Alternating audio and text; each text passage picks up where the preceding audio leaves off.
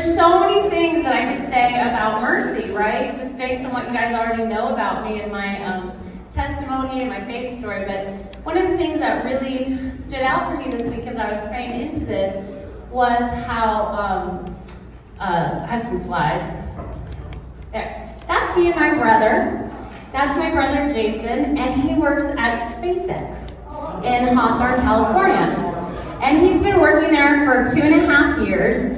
And it was his dream job, and when he was considering taking this job, he called me, and my brother and I, we had a really difficult childhood. There were so many things that were going wrong in our lives. We lost our dad, and our grandpa that took care of us died a year after our dad, and there's just so much, and we tried to be there for each other, but I think we blamed each other a lot, and there just wasn't, hold it right there, and there just wasn't, we just didn't know how to care for one another. And I think we had a lot of hard feelings for a long time. We didn't have a good relationship. And so one of the things that struck me was that now that we're older and we're getting closer, one of the things I always wanted to do is share with my brother about my love for Jesus and Jesus' love for him.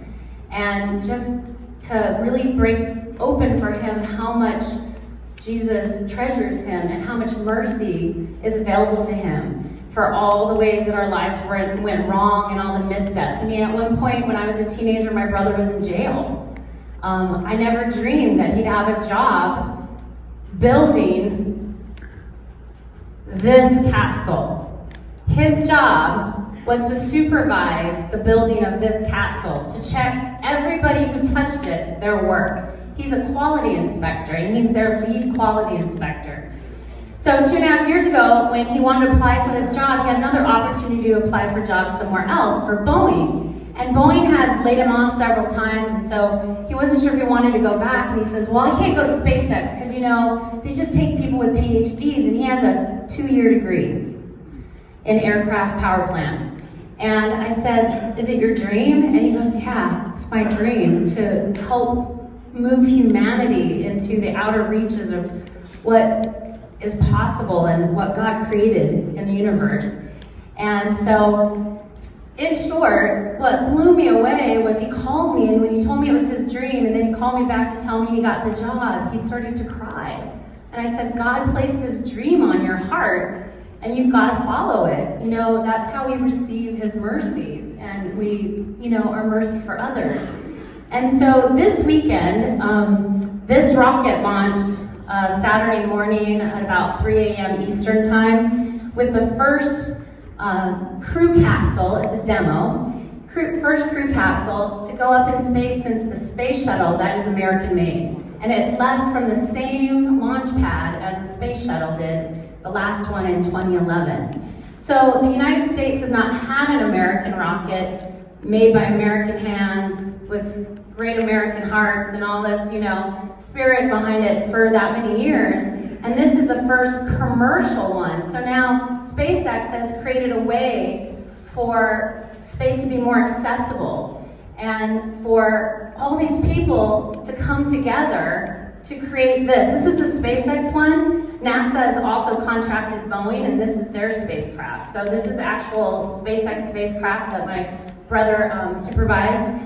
And this was it coming up to the International Space Station this morning. And I talked to my brother this morning, and I called him because I just wanted to know what this moment was like for him. Because he called me last week and he was weeping, and I could hardly understand him, and he said, it's done.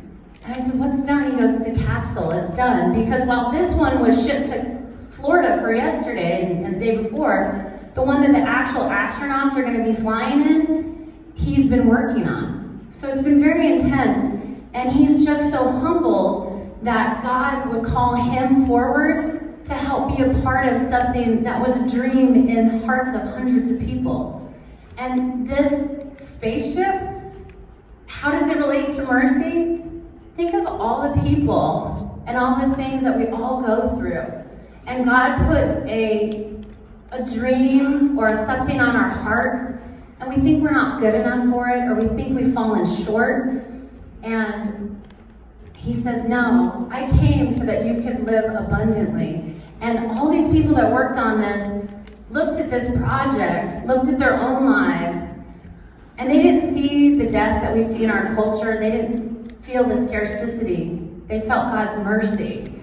And they were inspired to all come together and set all their egos aside to accomplish a mission. And I have one quote for you guys.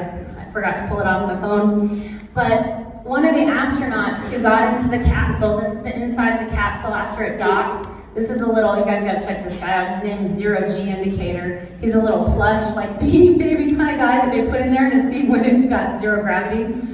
I think those are going off the shelves now pretty quickly. But one of the coolest things that this astronaut who works at the space station, lives at the space station, said was, I'm gonna read it for you here. These amazing feats show us not how easy our mission is, but how capable we are of doing hard things. And there's nothing harder than accepting God's love for you and letting the dream He placed in your heart come to fruition, or helping someone else live out their dream. And in this amazing experience and talking with my brother this morning, and he was just in tears because he couldn't believe that he was special enough to get to be involved in such an epic mission that has now changed the history of space exploration.